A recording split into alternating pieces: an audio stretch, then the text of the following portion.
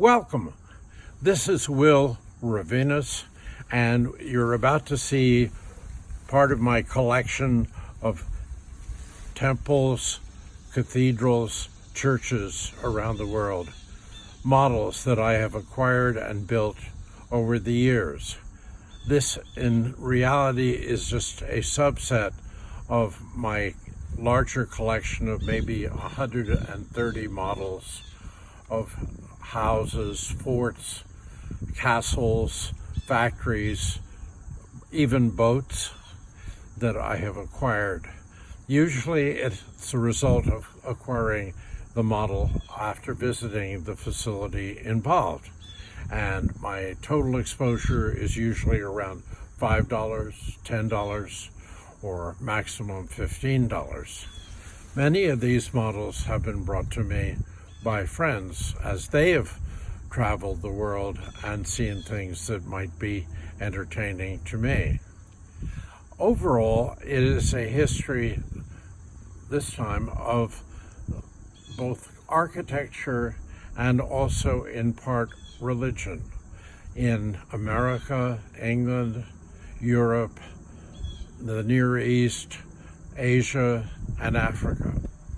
And these are fun projects to work on at any time, but they're uniquely fun to do when you are isolated in a pandemic. This is the Temple of Dendur, which was originally built on the Nile River in Upper Egypt, which is technically the south of the country. And it was built about 15 BC. Then in 1970s, Egypt decided to build the Aswan High Dam, which would have totally inundated the temple. So happily, every stone was picked up and shipped to New York City, where now the Temple of Dendur is in the north wing of the Metropolitan Museum of Art. It was originally intended merely as a temple to be worshipped, but the worshippers were not expected to be inside. They were in the plaza out front. So it was a very easy model to make, as you can imagine.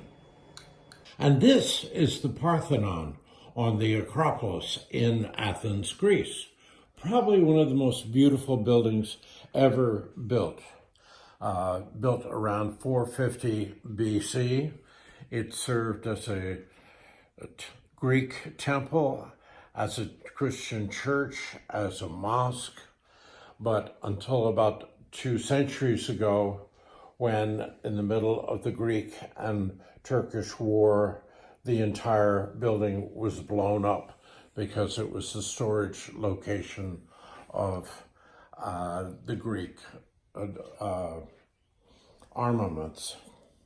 Now, I think my Parthenon is somewhat in better shape than the original in Athens because I can take the roof off complete with the columns, showing the interior of the church or the building. And inside you see the statue of Athena, who was to be worshipped there. Actually, this was both a temple and a treasury for the state of Athens, where gold and silver were kept. So again, this is not expected that the public would come to visit. This was strictly on a hill, and then the public gathered in the forecourt out front. A beautiful building. This is a Greco-Roman temple. There were probably many of them scattered across Europe and were associated with the Roman camps of the early Christian era. They served their purpose and ultimately were taken down. So I don't believe there are any live ones still remaining. This is just a generic model. Here we have a medieval village with the church in the center and the housing clustered around it inside a high stone wall. This would have been typical in Europe in the 600s, 700s, 800s, and it's just typical but kind of fun. This again is a model out of the Metropolitan Museum.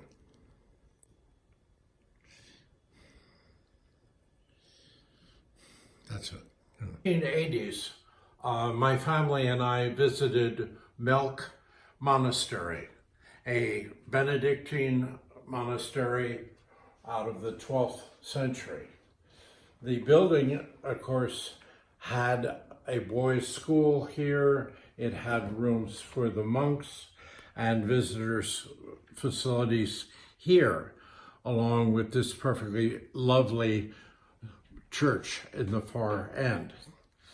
By the end of the Second World War, Melk was in tough shape, and they needed all kinds of repairs and rebuilding, when suddenly they received divine inspiration. It's called tourism. And so they built a toll gate ticket center here for visitors with a giant parking lot. And now people come in and they see this rather lovely Renaissance church along with the facilities in back. And frankly, they're coining money. And so by the time we got there in the 1980s, the buildings had been repaired, the school was in an expansion, and the church had been re-gilded inside and was in perfectly beautiful shape. It's a lovely spot about 50 miles west of Vienna. On to Florence in Italy around 1300.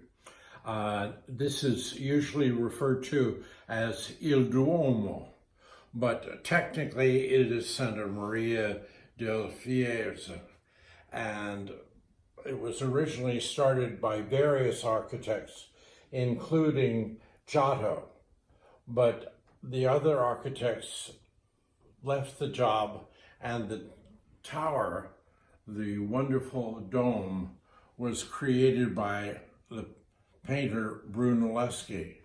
And he did the whole thing with an interior structure without scaffolding, which was indeed a fabulous engineering achievement for the time. So it is one of the highlights of Florence.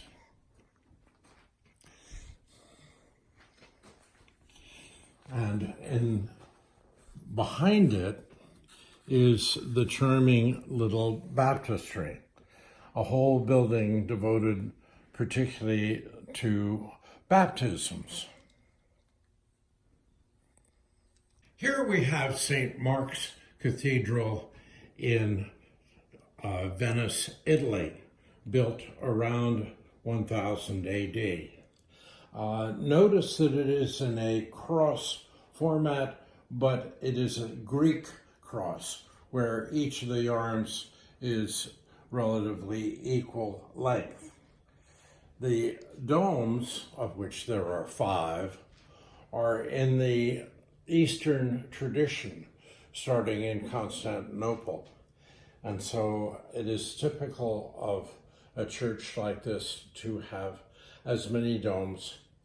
The church is immensely wealthy because it was in a very busy city that was the takeoff point for the Crusaders coming and going down to save Jerusalem.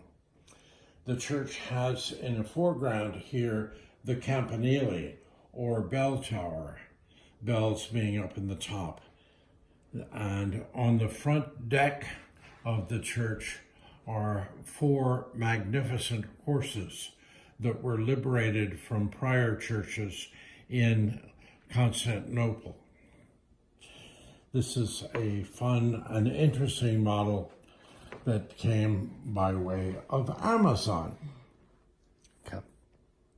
This is St. Stephen's Church in Vienna, Austria, built starting around 1500 AD.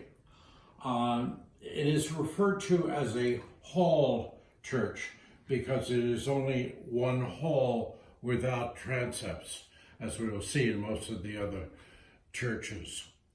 I think the roofing is absolutely fabulous as it was constructed.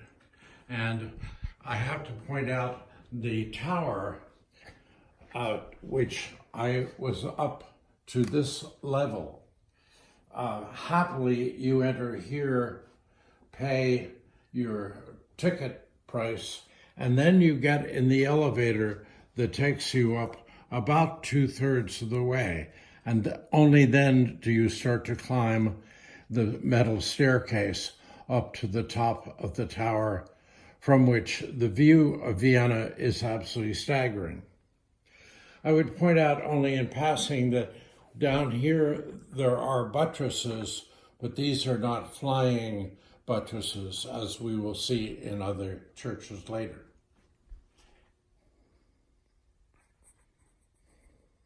Lausanne Cathedral in the town of Lausanne, which is located at the east end of the Lake of Geneva, and obviously the city is at the other end, in the west end of the lake in Switzerland. This was my very first model purchase in 1983. I brought it back for my beloved son, thinking how much fun he would have, but he said, "That's okay, Dad, you do it." So I did do it, and now I have 130 models to prove it. That's it.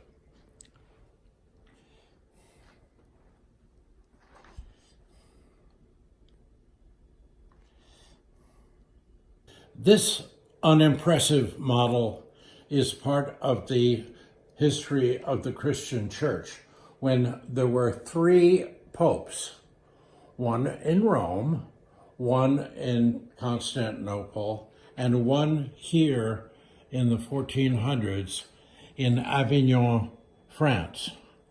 The church was in turmoil at the time, and building fancy churches was not the thing to do. So happily, this is a model, but it doesn't represent very much architecture.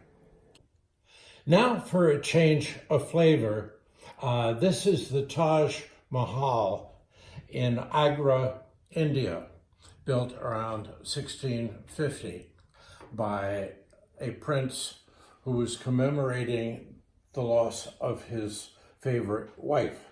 This is actually only a mausoleum for her remains, but it is probably one of the most beautiful buildings in all the world. And it has 4 minarets around it, suggesting that at least it is part-time used as a mosque. But it is a gorgeous, gorgeous building.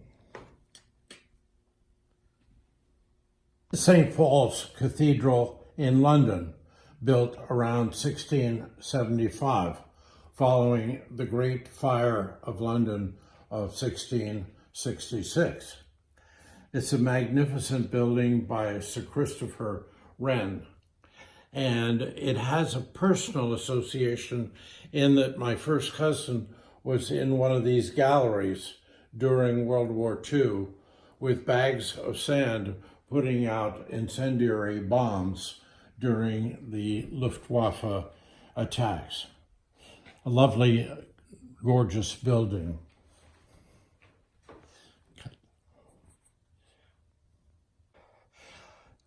This is a wonderful model of the Frauenkirche, Our Lady's Church in Dresden, Germany, originally built around 1726.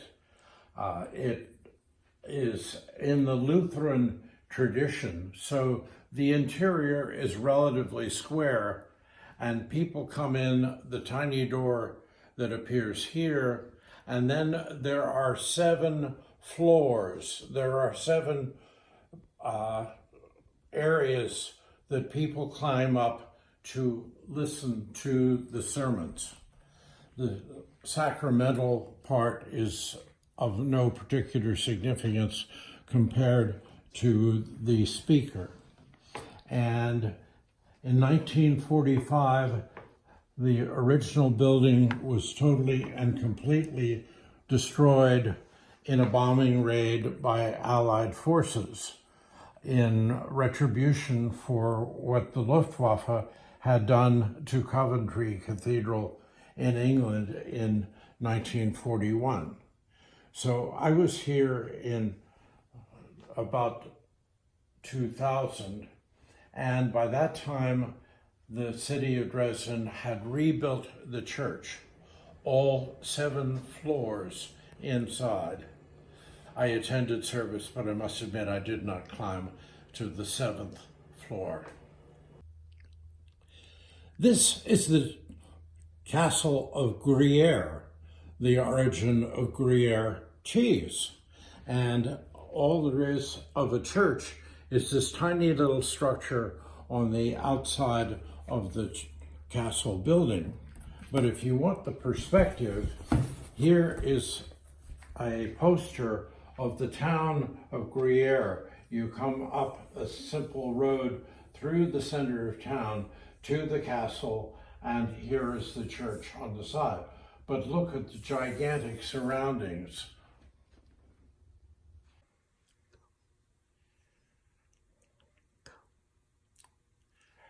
Salisbury Cathedral is one of about 30 cathedrals that were built the length of England, long back before Henry VIII and Oliver Cromwell changed the focus of the Christian church. It's interesting to note that it has double transepts across the center of the church, and it is claimed that it has the tallest spire in England.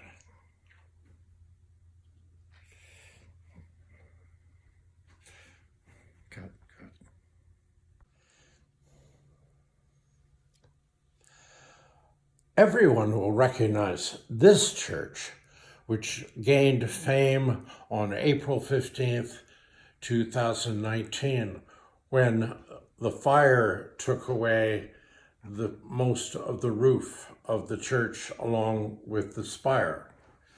This is Notre Dame de Paris, and it is one of the most beautiful and most integrated designs of any church in the French repertoire. Notice the flying buttresses and the beautiful stained glass that is buried inside. This is a magnificent model, which is a little bit challenging to build, but it was fun. Actually, the parts were designed in France and manufactured in China.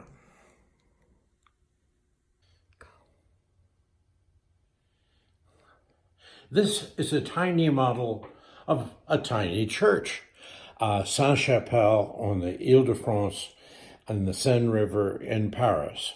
A perfectly fantastically beautiful little church with magnificent stained glass. It was built for King St. Louis around 1250 AD, and this particular model started out as a postcard, such as the ones that you see here. But this is a common technique and common souvenir in Europe, where you buy postcards and then cut them out, fold them over, glue them together, and lo and behold, you have a church. This is the magnificent church of Chartres, about 50 miles west of Paris. I have it in 2 versions.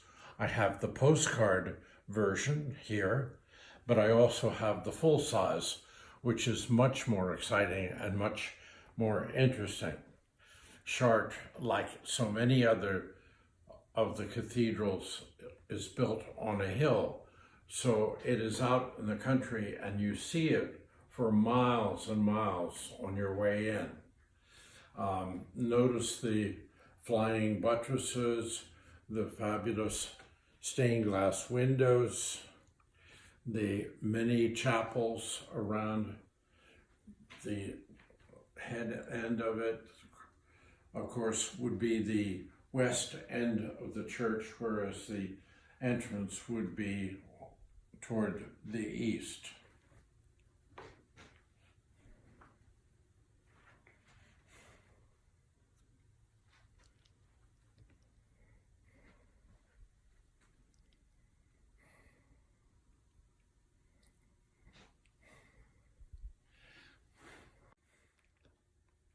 Finally, we have a Russian Orthodox church, a generic, not a particular church in real life, but it illustrates the way that a Russian Orthodox church is built. The first thing you have to remember is that it probably was 4 to 6 feet deep in snow. But in the church, in using the church, the men came in this side, up this staircase. The women came in the opposite staircase. And then they were separate in the actual church area. Normally, there were no pews, no benches, no seats. So people wandered around and frankly got into discussions and talk, because the service would probably last about 3 hours. This is a marvelous model designed in Russia, constructed in China again, and sold by a basically English firm out of China. This is the final church in the series, and it is an example of what fun it is to build models during a pandemic and somewhat before.